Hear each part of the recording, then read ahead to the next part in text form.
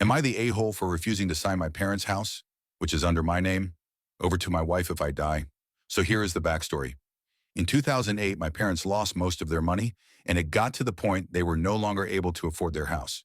My dad is quite a bit older than my mom, and his biggest worry is that he is not able to leave her enough to live and pay for a home charge or rent without having to financially rely on me and my sister.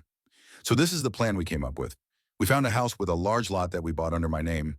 My parents put down a significant amount of their savings for the down payment for the property and to build a detached accessory dwelling unit for them to live in. I lived in the main house for a while and my parents in the ADU. The agreement was once I moved out, we would rent out the main house. I would be responsible for the main house, maintenance, repairs, etc. And my parents are responsible for the ADU. We would split any property taxes not covered by the rental of the other property. I live in a very expensive area, so my parents will have a place to live for the rest of their lives with no stress about becoming homeless. And I end up with a great investment property that I already have quite a bit of equity in. I have the house in a trust. In the event of my untimely death, the ownership of the house will transfer to my parents and then transfer to my partner's offsprings once they pass away. My wife wants me to change the trust to have the deed of the property go to her instead of my parents.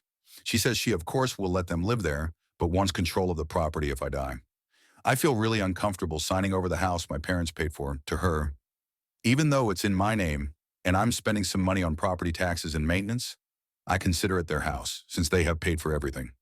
Part of the reason I feel uncomfortable is because when we were updating our life insurance policies once we got married, she made sure I removed my parents as beneficiaries and added her on as 100% beneficiary, but then refused to add me as a beneficiary to her policy and had 100% going to her sister.